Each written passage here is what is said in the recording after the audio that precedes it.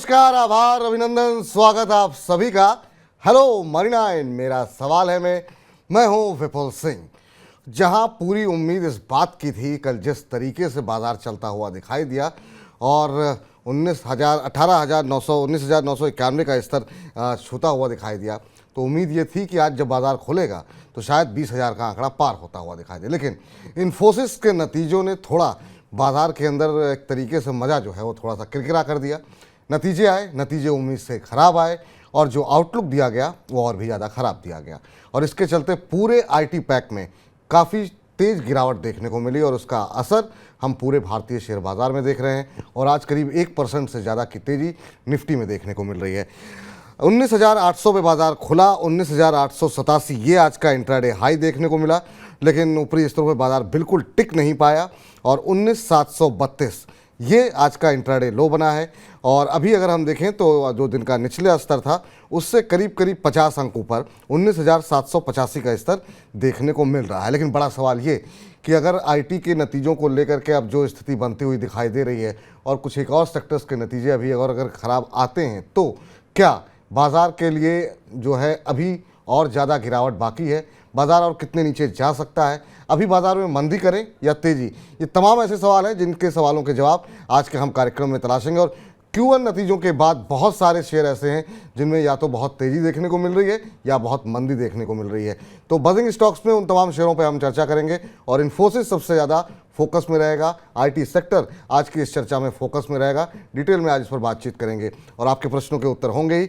लेकिन निफ्टी भी अगर हम देखें तो 19 अंकों की माफ़ कीजिएगा 19 शेयर ऐसे हैं निफ्टी में जो कि बढ़त के साथ कामकाज कर रहे हैं और 31 शेयरों में गिरावट इस समय देखने को मिल रही है और एक शेयर ऐसा है जिसमें कोई भी बदलाव नहीं देखने को मिल रहा है।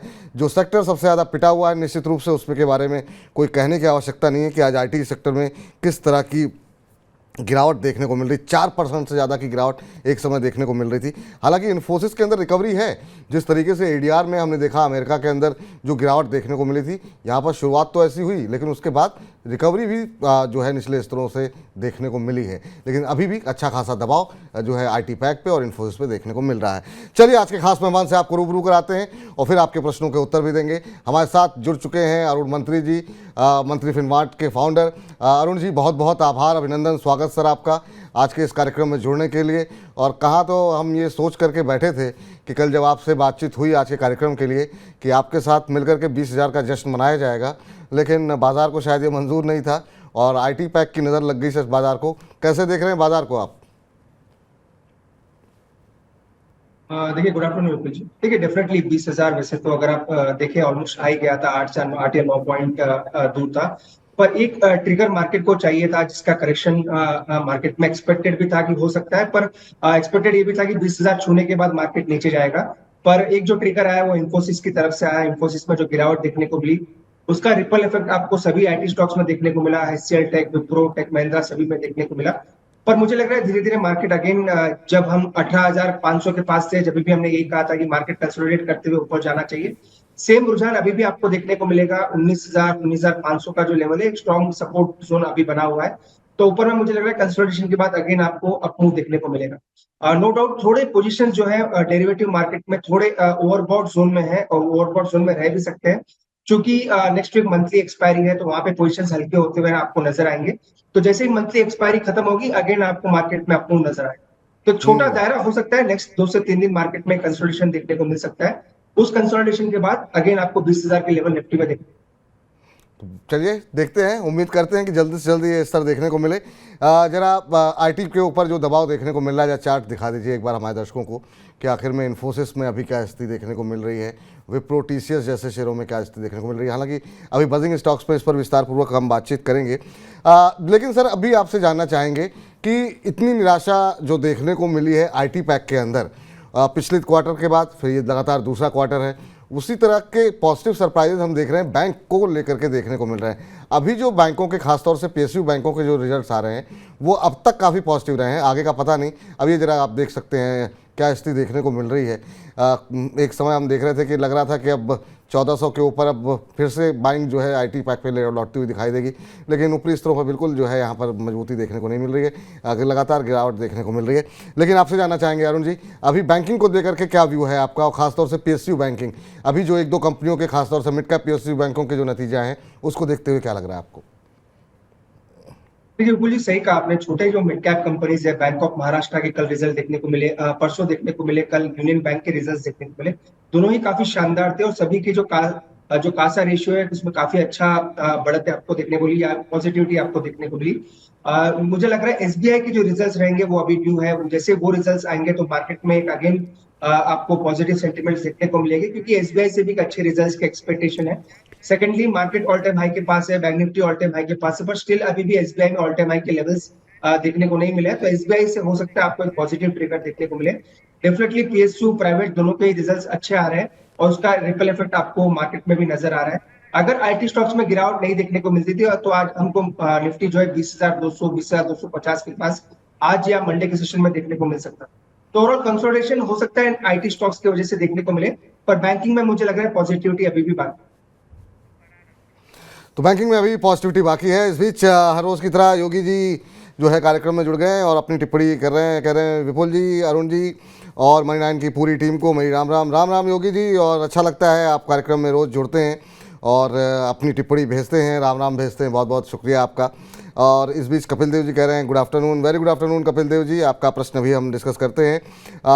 विनीत कुलकर्णी जी जो है पिछले कुछ दिनों से लगातार इस बात पे जोर डाल रहे हैं कि जो आईसीसी वर्ल्ड कप आ रहा है उसको लेकर के कौन से शेयरों पर नज़र रखनी चाहिए। अब इन्होंने 2-3 शेयर बताए हुए हैं, इसमें इंडिगो एयरलाइंस है, आईआरसीटीसी है, लेमन ट्री होटल है। ये क्या आपको लगता है सर कि जो दो बड़े इवेंट हैं, एक G20 और एक आईसीसी वर्ल्ड कप, क्या इन दो बड़े इवेंट को ध्यान में रखते हुए ये जो एविएशन सेक्टर है, आईआरसीटीसी है या फिर होटल सेक्टर है, इन तीनों में क्या कोई अपॉर्चुनिटी आपको दिखाई दे रही है, और दिखाई दे रही है तो इन तीनों सेक्टर में आपकी फेवरेट बेट क्या होगी इन दो इवेंट्स को देखते हुए? देखिए विपुल जी, काफी शानदार क्वेश्चन इन्होंने पूछा है। सेकेंडली, ये देख के काफी अच्छा लगता है कि लोग अपने हिसाब से भी एनालिसिस काफी अच्छा करते हैं। अगर कोई इवेंट आ रहा है तो इवेंट से कौन से सेक्टर्स इम्पैक्ट हो सकते हैं वो भी इन्होंने अच्छा एनालिसिस किया है। पर इन्होंने 2 से 3 सेक्टर चुने, एविएशन, होटल सेक्टर डेफिनेटली। पर मेरा जो फेवरेट पिक हमेशा से रहा है, और इवेंट हो या ना हो ये सेक्टर काफी अच्छा कर सकता है, वो है होटल सेक्टर। होटल सेक्टर को काफी पॉजिटिविटी मिल सकती है अगर कोई बड़े इवेंट इंडिया में होते हैं, तो उस पर जो बुकिंग होती है वो एडवांस बुकिंग आपको देखने को मिलती है।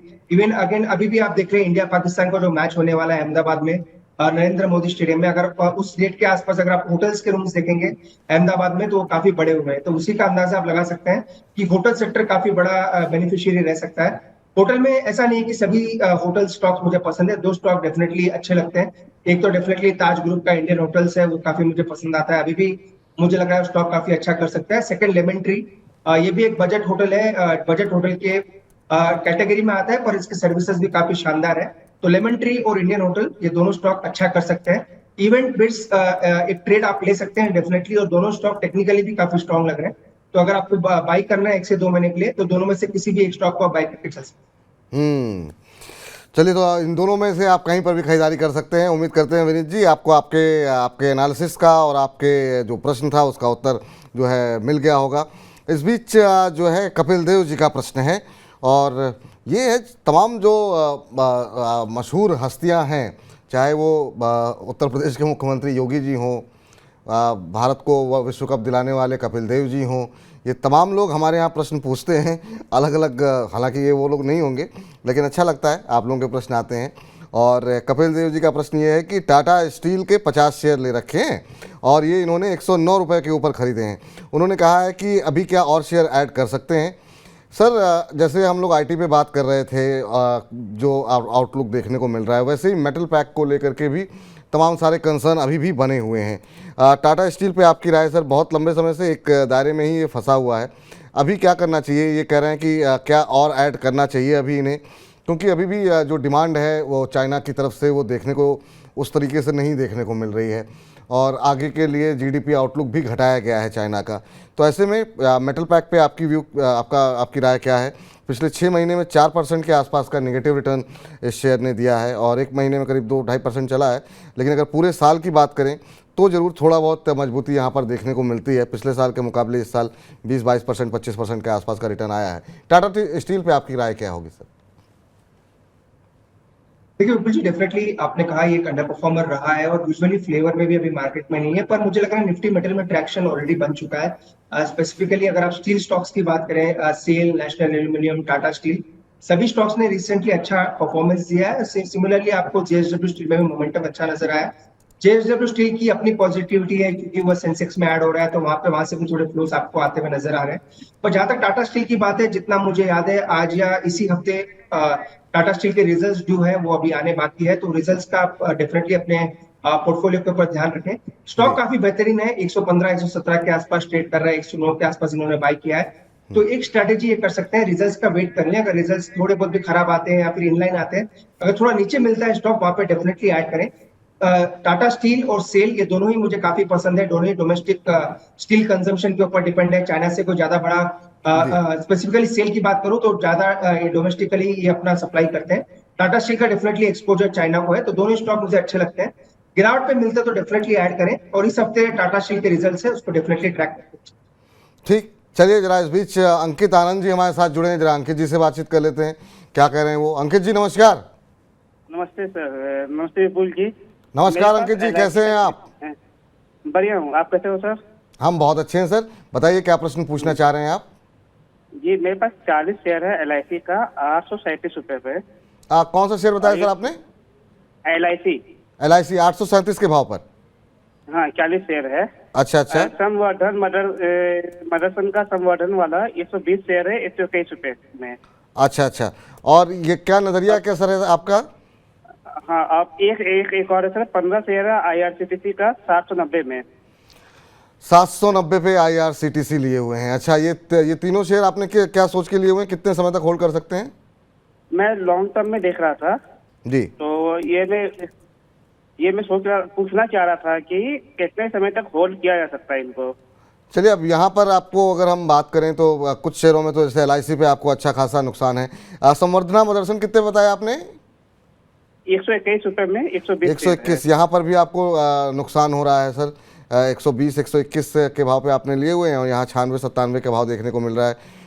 तो अभी फिलहाल नुकसान में है सर। LIC नुकसान में, संवर्धना मदरसन बाजार चला, लेकिन ये अभी फिलहाल नुकसान में ही दिखाई दे रहे हैं। आपकी क्या राय रहेगी सर, अब इन लेवल्स पे क्या करना चाहिए? इन्होंने थोड़े हायर लेवल्स पे खरीदारी की है। देखिए विपुल जी, दोनों स्टॉक अच्छे हैं। वैसे संवर्धना मदरसन का भी स्टॉक मुझे काफी पसंद है, ये स्टॉक भी काफी अच्छा आउट परफॉर्मेंस दिखा है। सेकंड LIC 620-640 के आसपास चल रहा है, ये भी कोई ज्यादा ऊपर के लेवल्स पे आपको नहीं मिल रहा। चूंकि इनकी बाइंग ऊपर की है, तो दोनों में यही राय रहेगी, आप एवरेज करके चल सकते हैं। अगर आप और कैपिटल लगाएं तो LIC में तो डेफिनेटली करें। संवर्धना मदरसन और थोड़ा नीचे आता है तो वहां पे भी उसको भी एवरेज करके चल सकते हैं। एवरेजिंग से इनका एक फायदा होगा कि इनका जो ओवरऑल एवरेजिंग प्राइस है या फिर एग्जिट प्राइस है वो नीचे आ जाएगा, हो सकता है आपको जल्दी वो एग्जिट देखने को मिले। तो LIC में तो डेफिनेटली एवरेज करके चल सकते हैं 640 के भाव के आसपास। मदरसन सुमी 2 से 3% या नीचे गिरता है मार्केट के साथ, अगर नीचे आता है तो उसको भी एवरेज करके चले।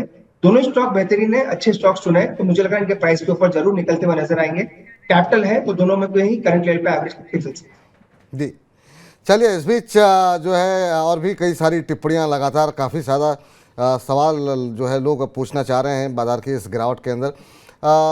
शत्रुघ्न कुमार, चलिए थोड़ा सा चूक गए सर सिन्हा से आप, वरना कपिल देव और योगी जी के बाद आपका भी नाम हो जाता। शत्रुघ्न कुमार जी ने पूछा है कि RIL शेयर्स के बदले JFS का शेयर कब मिलेगा। वो एक सर, अब चूंकि बड़ा डिमर्जर हुआ है और लोगों की निगाहें अब इस पर लगी हुई हैं, आप ओवरऑल इस डिमर्जर को कैसे देख रहे हैं? जो वैल्यूएशन आई है उसको कैसे देख रहे हैं? और ख़ासतौर से जियो फाइनेंशियल सर्विसेज को लेकर के उम्मीद जताई जा रही थी 160, 165, 190 तक की बातें हो रही थी, लेकिन 200 जो प्राइस डिस्कवरी हुई वो 261 की हुई है। उसे आप कैसे देख रहे हैं और कब तक उम्मीद करें कि ये लोगों के डीमैट अकाउंट में दिखने लगेगा? देखिए ओवरऑल डीमर्जर तो डेफिनेटली अच्छे प्राइस के ऊपर हुआ है। जो जेएफएसएल के प्राइस है 261.85 प्रिसाइसली अगर बात करें तो वो प्राइस अब उस शेयर की लॉक इन हो चुकी है और इसका जो ओवरऑल लिस्टिंग जो एक्सपेक्टेड है अक्टूबर के आसपास एक्सपेक्टेड है। अक्टूबर या नवंबर में इसकी लिस्टिंग हो जानी चाहिए। तो ऑलरेडी इनको जो वो शेयर्स मिल चुके हैं, अगर इनके पास डीमैट में होल्डिंग है 19 जुलाई तक इन्होंने बाय किया है, तो ऑलरेडी उनके डीमैट में नहीं है पर उनके अकाउंट में ऑलरेडी वो अकाउंट पर हो चुके हैं। जैसे वो डीमैट में आएंगे, जैसी लिस्टिंग होगी वो अक्टूबर या नवंबर के आसपास होना चाहिए। जहां तक ओवरऑल डीमर्जर की बात है, काफी अच्छी वैल्यू अनलॉकिंग हुई है इन्वेस्टर्स के लिए। कल भी अगर आप बात करें और कल भी कैलकुलेट करते तो कल भी 1.5 से 2% का मुनाफा रिलायंस के इन्वेस्टर्स को हुआ है आफ्टर डीमर्जर। नो डाउट आज के सत्र में 3% स्टॉक में गिरावट है, पर वो part and parcel of the market रहेगा। एक चीज की नजर सब पे होनी चाहिए, आज रिलायंस का रिजल्ट है। रिलायंस के रिजल्ट के बाद एजीएम में जो मुकेश अंबानी क्या बोलते हैं, रिलायंस रिटेल के बारे में क्या उनकी टिप्पणी रहती है, रिलायंस जियो सर्विसेज के बारे में उनकी क्या टिप्पणी रहती है, काफी इंपॉर्टेंट रहेगा देखने के लिए। तो स्टॉक मजबूत है, नो डाउट आज के सत्र में थोड़ा कमजोर है क्योंकि रिजल्ट जो है डीमर्जर ऑलरेडी हो चुका है। हमेशा ये देखने को मिलता है जब भी कोई स्टॉक में बड़ी न्यूज हो जाती है तो थोड़ी बहुत प्रॉफिट बुकिंग देखने को मिलती है, पर ओवरऑल मुझे लगता है मजबूती रहनी चाहिए। आज का रिजल्ट अगर अच्छा आता है, कमेंट्री अच्छी देखने को मिलती है और एजीएम में अगर कुछ पॉजिटिव डेज निकल के आते तो अगेन वापस में आपको स्टॉक मजबूती करता हुआ नजर आएगा। तो अक्टूबर तक आपको वेट करना पड़ेगा जेएफएसएल के लिए सेल करने के लिए। सेकेंडली स्टॉक के रिजल्ट्स आज ट्रैक करें, अगर वो मजबूत आते हैं तो बस रिकवरी स्टॉक में देखने को मिल सकती है। तो निगाहें जो है अब सबकी निगाहें जो है रिलायंस के नतीजों पर रहेंगी, क्योंकि एक बड़ी जो खबर थी वो तो सामने आ चुकी है डीमर्जर की, उसकी वजह से शेयर में जो तेज़ी थी वो भी आ चुकी है। अब थोड़ी सुस्ती देखने को मिल रही है, लेकिन नतीजे कैसे आते हैं ये बड़ी नजर आएगी। और बाकी जो आपका प्रश्न था, अक्टूबर नवंबर तक सर लिस्टिंग होगी तो आपके अकाउंट में आ जाएंगे शेयर। चलिए, इस बीच मोहित हमारे साथ जुड़ चुके हैं लुधियाना से अपना प्रश्न पूछने के लिए। मोहित जी नमस्कार। हाँ जी नमस्कार जी। नमस्कार मोहित जी, कैसे हैं, कहाँ से बोल रहे हैं? डेल्टा कॉप के लिए पूछना चाह रहा हूँ, क्या मैं उसको अभी परचेज कर सकता हूँ 2 साल के लिए? डेल्टा कॉप खरीदना चाह रहे हैं सर? हाँ जी अगले 2 साल के लिए रखना चाह रहा हूँ। नहीं वो तो ठीक है, समय तो 2 साल का ठीक है, लेकिन क्यों डेल्टा कॉर्प ही क्यों चुनना चाह रहे हैं आप? जैसे कि थोड़ा कैसीनो का इधर जो ट्रेंड थोड़ा बढ़ेगा जैसे इंडिया में आने वाले टाइम में, तो उस अकॉर्डिंग। सर कैसीनो का पता नहीं, लेकिन ऑनलाइन गेमिंग को लेकर के गवर्नमेंट की जो सख्ती है ना, उसके बाद से आपने पता नहीं खबर देखी कि नहीं देखी, 28% जीएसटी इस पर लगा दी गई है और उसके बाद से शेयर का हाल काफ़ी बुरा देखने को मिल रहा है। 22% के आसपास की एक महीने में गिरावट आई है और अभी आगे सरकार की तरफ से कोई राहत मिलेगी इस तरह की ऐसी कोई उम्मीद की किरण दिखाई नहीं दे रही है। तो निश्चित रूप से कंपनी के लिए बहुत अच्छी खबर नहीं है ये। अभी अगर हम देखें तो पिछले 6 महीने में 7-7.5% का निगेटिव रिटर्न, पिछले 1 महीने के अंदर अगर हम देखें तो करीब 22% का निगेटिव रिटर्न। सर आप कैसे देख रहे हैं डेल्टा कॉर्प जैसे शेयरों को, अभी क्या करना चाहिए? क्योंकि जो अभी हाल फिलहाल में एक्शन लिया गया है गवर्नमेंट की तरफ से, उसके बाद से अच्छी खासी पिटाई हमने देखी है। देखिए डेफिनेटली अगर आप ओवरऑल स्टॉक का रिएक्शन भी देखें, रिएक्शन काफी नेगेटिव आया है क्योंकि हो सकता है इसको डिस्करेज करने के लिए कैसीनो बिजनेस या फिर जो ओवरऑल जो गेमिंग बिजनेस होती है उसको डिस्करेज करने के लिए 28% का जीएसटी लगाया, पर डिपेंड करता है गवर्नमेंट की क्या सोच रही है। पर स्टॉक प्राइस पर नेगेटिव रिएक्शन देखने को मिला है, तकनीकी तौर पर भी स्टॉक नीचे ही नजर आ रहा है। तो फ्रेश खरीदारी की राय तो डेफिनेटली नहीं है, पर जिनके पास ऑलरेडी होल्डिंग है वो आप एक काम करके चल सकते हैं, जो कि रिसेंट लो जो बना था 175 के आसपास, जिस दिन ये न्यूज आई थी या जिस दिन फर्स्ट रिएक्शन स्टॉक ने दिया था उसका स्टॉप लॉस जरूर लगाएं। अगर 175 के नीचे अगर ये स्टॉक जाएगा तो बड़ी गिरावट आपको स्टॉक में देखने को मिल सकती है, जो कि स्टॉक को 155 के आसपास भी लेके जा सकती है। तो पहला तो काम यही करना है, अपने रिस्क को डिफाइन कर लें, क्योंकि ये नेगेटिव न्यूज एक्सपेक्टेड थी कि आएगी पर 28% की एक्सपेक्टेड नहीं थी, इसलिए 175 का स्टॉप लॉस जरूर लगाएं। उछाल में ये स्टॉक हो सकता है आपको 200-215 तक एक बार वापस ऊपर जाता हुआ नजर आए। अगर वो लेवल्स भी आते हैं तो एक बार का स्टॉक से निकल जाए, तो 175 का स्टॉप लॉस जरूर लगा के रखें। फ्रेश खरीदारी की राय फिलहाल नहीं है, क्योंकि ये अभी मामला वापस गवर्नमेंट के पास काफी लोगों ने अपील की है कि 28% जीएसटी कम करने के लिए गवर्नमेंट के पास अपील गई है। अगर वो वापस रिवर्स होता है तो बात अलग है, अगर वो रिवर्स नहीं होता है तो स्टॉक थोड़ा प्रेशर में आगे भी रह सकता है। सर अभी थोड़ा रुक जाइए, जहाँ पर जब खबरों का काफ़ी ज़्यादा दबाव हो ना तो थोड़ी सी कोशिश करनी चाहिए अवॉइड करें। हाँ, एक बार क्लैरिटी आ जाए और ये लग जाए कि अगर वाकई में गवर्नमेंट ऑनलाइन गेमिंग को बंद करना चाहती है, क्रिप्टो की तरीके से उस पर एक्शन लिए जा रहे हैं, तो फिर ऐसे शेयर में क्यों पैसे लगाना। बहुत सारे शेयर हैं, वहाँ पे आप देख लीजिए, अपॉर्चुनिटी मिलेगी। और बाकी कार्यक्रम के आखिर में हम हमेशा ही चुन चुन के शेयर अरुण जी बताते हैं और वो चुन चुन करके शेयर लेकर के आएंगे, तो वहाँ पर भी आप नज़र बना सकते हैं। इस बीच जो है राजीव सानवाल जी परेशान हैं कि ज्योति लैब को ये खरीदना चाह रहे हैं सर 6 महीने के लिए।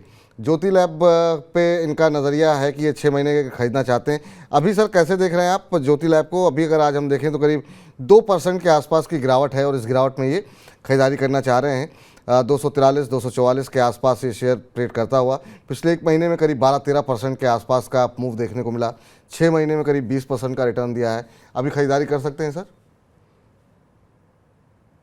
देखिए विपुल जी, अगर क्योंकि ये स्टॉक ऑलरेडी चल चुका है, ऑल टाइम हाई के आसपास चल रहा है, 243 है, तो अगर इनको बाई करना है तो रिस्क को डेफिनेटली डिफाइन करें, क्योंकि अगर स्टॉक नीचे मिलता है तो वैसा कोई परेशानी की बात नहीं होती है, क्योंकि वहां पे रिस्क आपको कम रहेगा। पर क्योंकि ये स्टॉक ऑलरेडी चल चुका है 180 से कंटिन्यूस 240 के आसपास चल रहा है, तो रिस्क को इनको डेफिनेटली डिफाइन करें।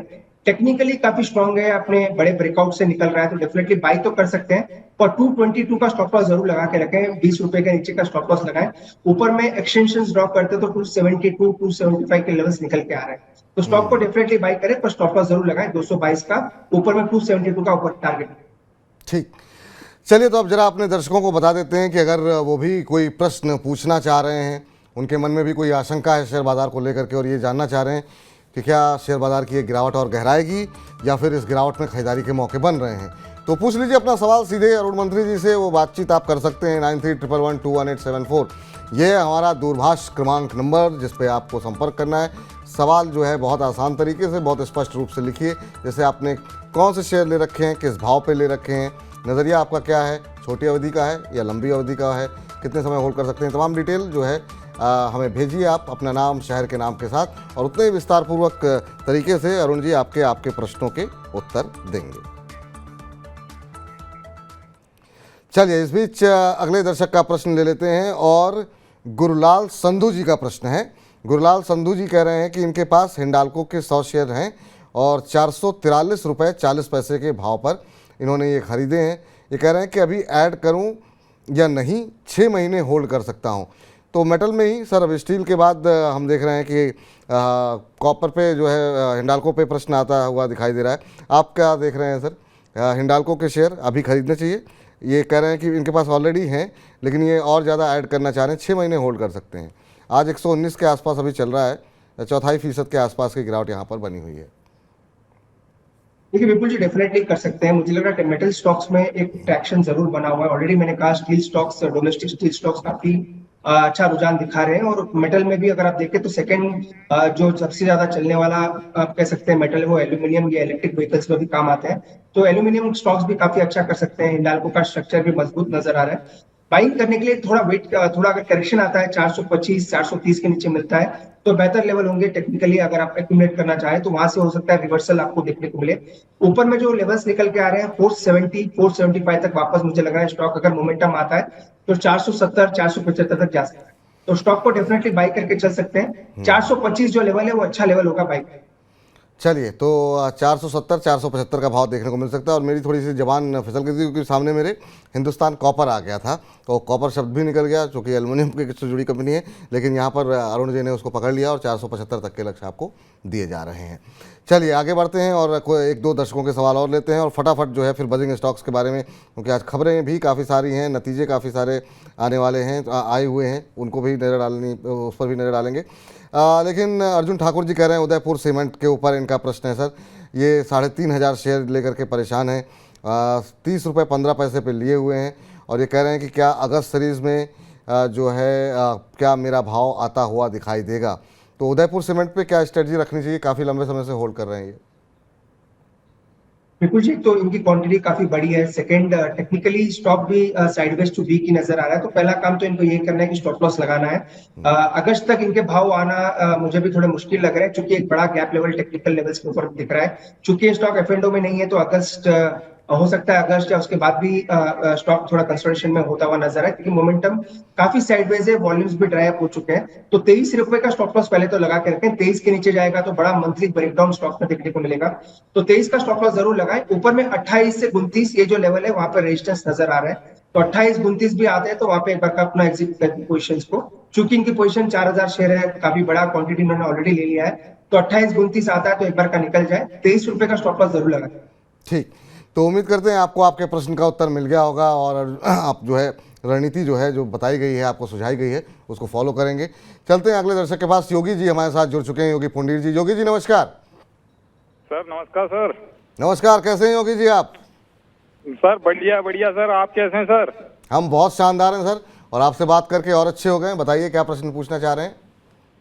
सर ये यूपीएल है, रिलायंस है और एक केपीआईटी और अतुल इंडस्ट्रीज, इनमें से किसको अभी बाय कर सकते हैं सर? अच्छा, तो ये आपने 4-5 शेयर अपनी रिसर्च से निकाले, किसी एक पे में आप पैसे जी लगाना सर। चाहते हैं? जी जी सर। चलिए ठीक है। किस नजरिए के साथ, कितने समय के लिए? 6 मंथ सर। 6 मंथ के लिए।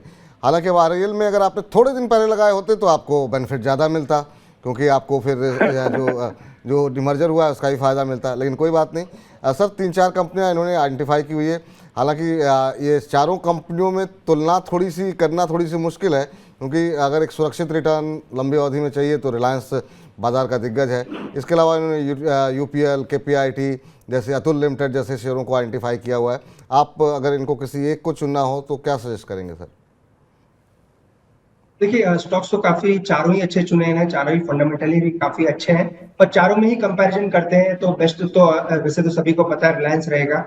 रिलायंस में चूंकि मुझे लग रहा है आने वाले दिनों में रिलायंस रिटेल की भी अलग से वैल्यू अनलॉकिंग हो सकती है, और जियो जो इनका कारोबार है मोबाइल का, नेटवर्किंग का, इसमें भी आपको अच्छी अनलॉकिंग देखने को मिलेगी।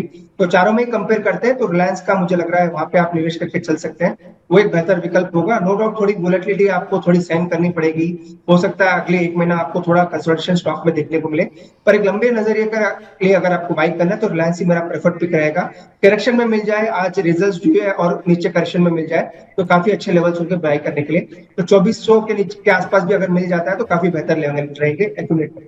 जी चलिए, इस बीच जो है अब वक्त हो गया है आज के बजिंग स्टॉक्स डालने का।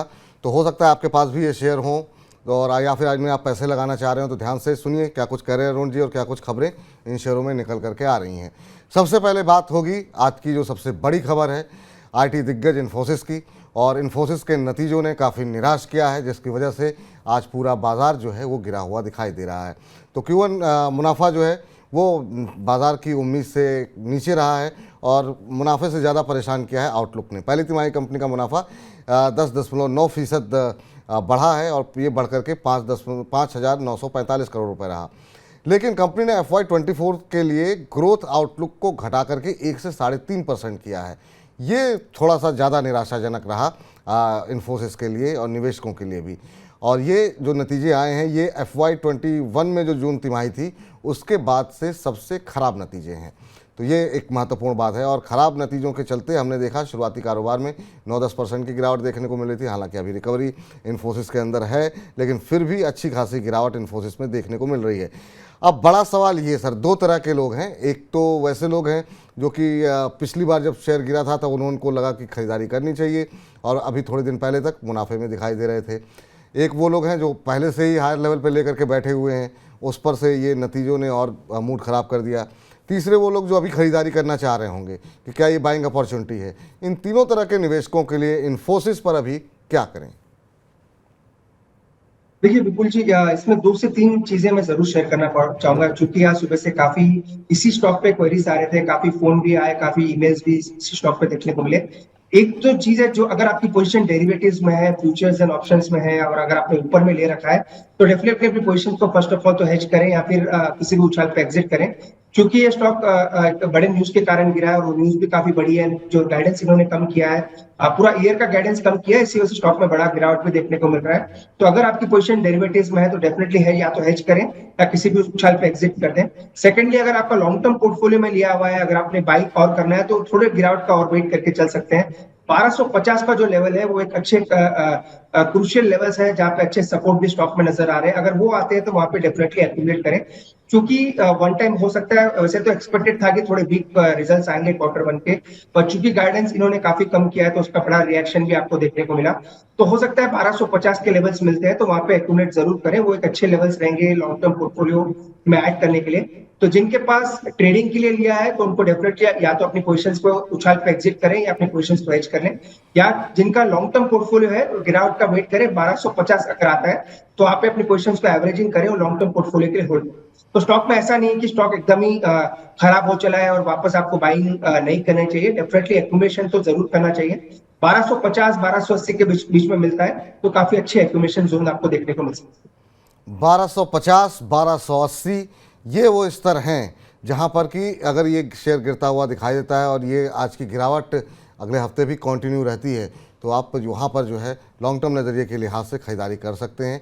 ये फिलहाल राय यहाँ पर निकल करके आती हुई आप सभी के लिए जो लोगों की भी पोजीशन जो है इन्फोसिस के अंदर है। ओवरऑल आईटी पैक पे सर क्या राय है? आज तो मिड कैप आईटी भी पिट गए और बहुत अच्छी कंपनियों के पिछली बार हमने देखा था कि मिड कैप आईटी की कंपनियों ने आउट परफॉर्मेंस दिखाई थी और अब की बार क्या उम्मीद करें? क्या ये प्रेशर ट्रांसफ़र होता हुआ दिखाई देगा? आज जो हम देख रहे हैं कोफोर्स से लेकर के वो तमाम शेयर जो कि पिछली बार चले थे वो सब पिटते हुए दिखाई दिए हैं।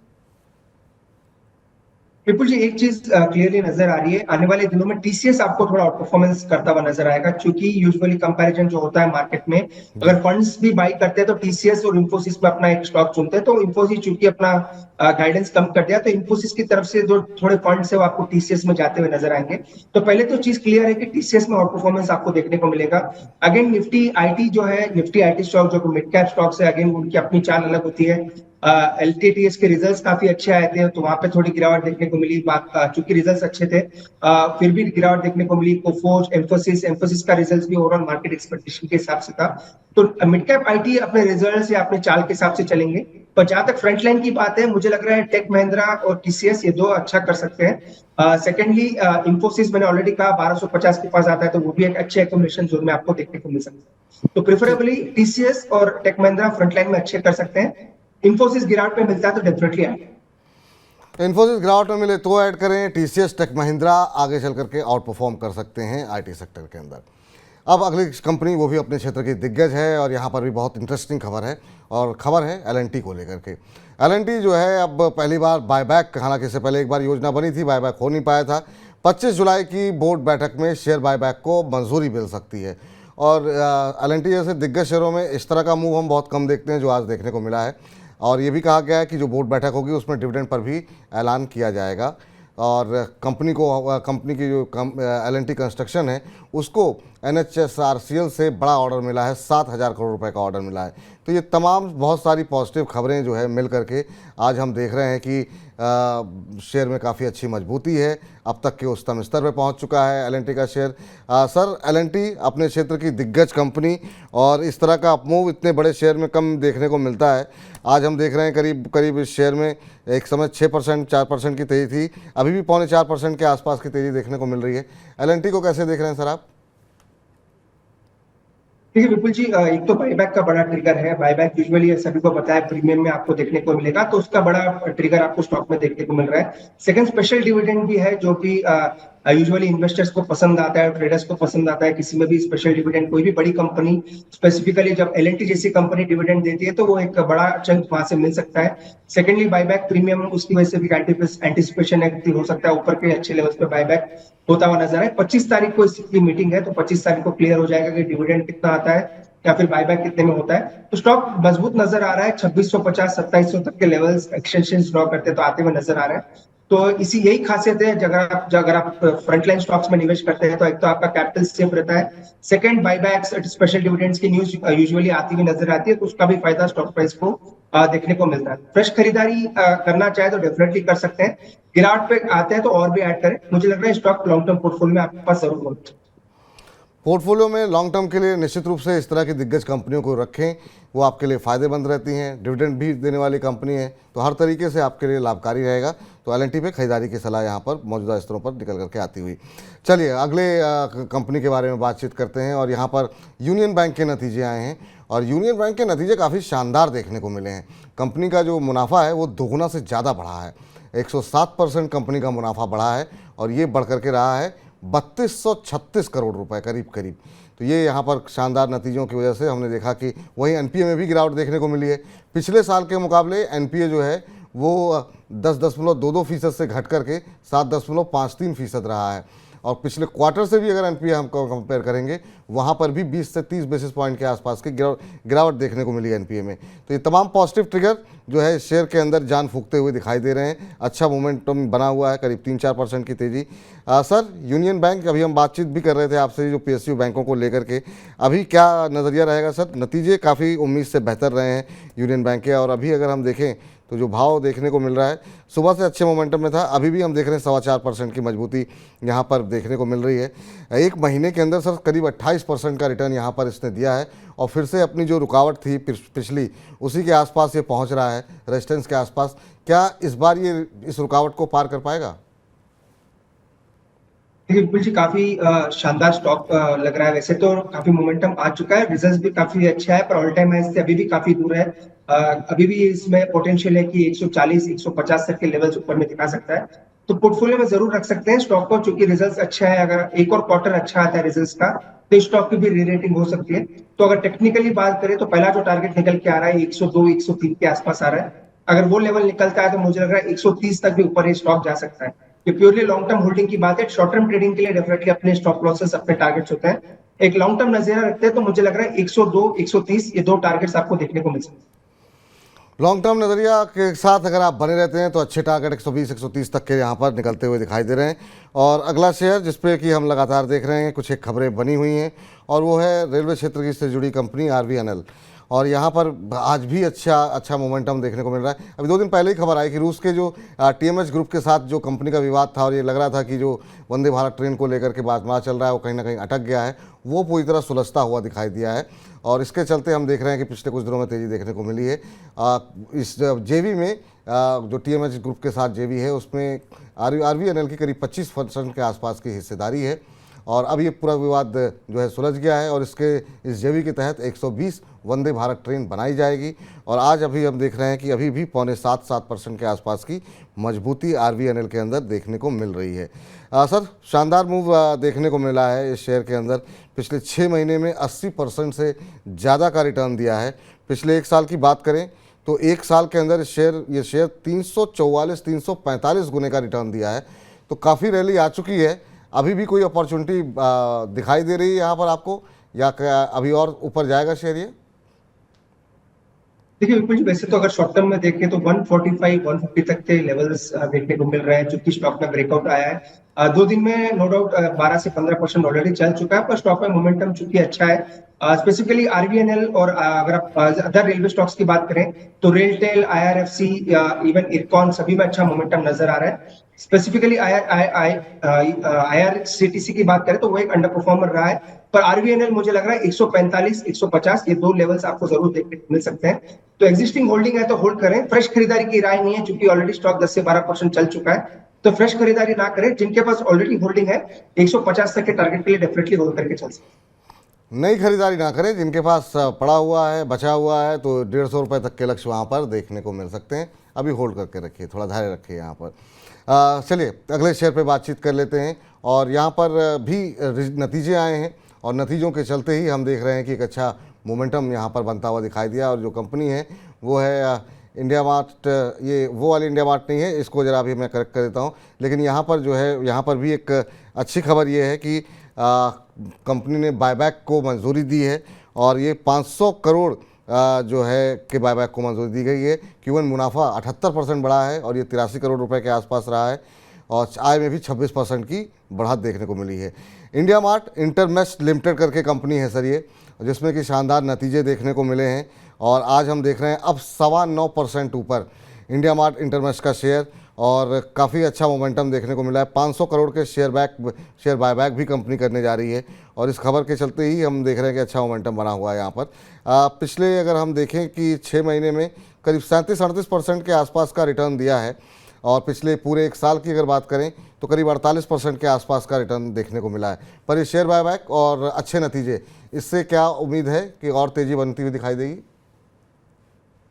देखिए विपुल जी, 2 अच्छे चीज है। एक तो ये स्टॉक काफी करेक्शन के बाद निकल रहा है, ऊपर के लेवल्स देखने को मिल रहा है, और अभी भी हाइस काफी दूर है।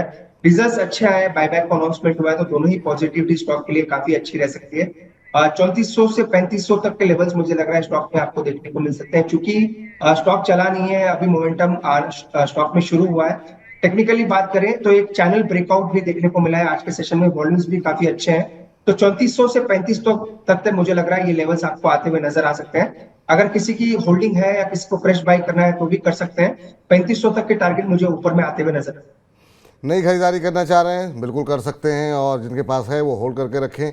3400-3500 के लेवल आपको देखने को मिल सकते हैं, यानी करंट लेवल से अभी भी करीब 300 रुपये, 325 रुपये तक के मूव यहाँ पर देखने को मिल सकते हैं। ये फिलहाल सलाह है। और अब बात कर लेते हैं यूनाइटेड स्पिरिट्स की।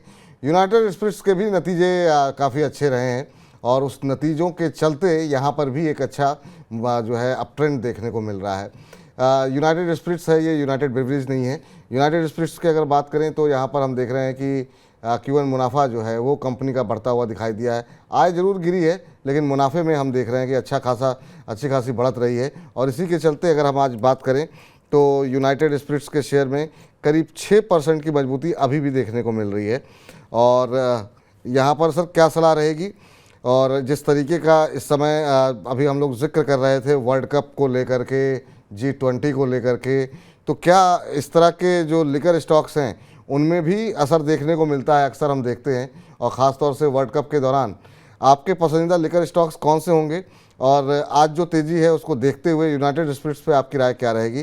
पिछले एक महीने में हम देख रहे हैं करीब 15%, 16% के आसपास चला है शेयर ये। विपुल जी, एक एज अ जोक अगर बताऊं तो यूजुअली हम ऑफिस में भी यही बात करते हैं, तो फ्राइडे आपको यूजुअली लिकर स्टॉक्स बाय करना चाहिए, तो लिकर स्टॉक्स में मोमेंटम देखने को मिलता है। नो डाउट वो एक जोक अपार्ट है, पर स्टॉक में मोमेंटम काफी अच्छा है। मैकडॉवेल स्पेसिफिकली रिजल्ट्स और वॉल्यूम ग्रोथ और नंबर्स काफी अच्छा है, और 2021 के बाद वापस से स्टॉक 4 डिजिट में जाता हुआ नजर आ रहा है। आपने जैसे कि सही कहा, अगर कोई भी इवेंट आता है, कोई भी बड़ा इवेंट देखने को मिलता है, जैसे कि वर्ल्ड कप है, G20 है, और कोई भी दूसरे इवेंट जैसे कि होते रहते हैं आजकल, तो इंटरनेशनल लेवल पे काफी इवेंट्स होते हैं, तो वहां पे आपको लिकर का कंजम्पशन थोड़ा ज्यादा देखने को मिलता है। स्टॉक बेहतरीन है, बड़ा ब्रेकआउट देखने को मिला है, 1000 के ऊपर वापस निकलता हुआ नजर आ रहा है। तो ये स्टॉक मुझे लग रहा है आने वाले दिनों में भी आउट परफॉर्मेंस दिखाएंगे। इसी स्पेस में GM ब्रीवरीज है, ये भी मुझे स्टॉक काफी पसंद है, 595 के आसपास चल रहा है। वो स्टॉक भी अपने हाई से काफी दूर है, तो वो भी स्टॉक काफी अच्छा कर सकता है। तो इस सेक्टर में मुझे लग रहा है काफी बुलिशनेस आने वाले दिनों में देखने को मिल सकती है। मैकडॉवेल और GM ब्रीवरीज दोनों में से कौन सा भी स्टॉक अपने पोर्टफोलियो में आप रख सकते हैं, पर रिजल्ट्स को जरूर ट्रैक करें, क्योंकि इनके रिजल्ट्स काफी वोलेटाइल होते हैं, तो रिजल्ट्स को जरूर ट्रैक करें। दोनों में भी अच्छा पैसा बन सकता है। नतीजों को ट्रैक करें। मैकडॉवेल और GM ब्रीवरीज ये दोनों ही अरुण जी को पसंद आ रहे हैं, और निश्चित रूप से जो आगे इवेंट हैं बड़े, उसका भी फ़ायदा कंपनी को मिल सकता है। तो इन दो पे खरीदारी की सलाह दी जा रही है अरुण जी की तरफ से।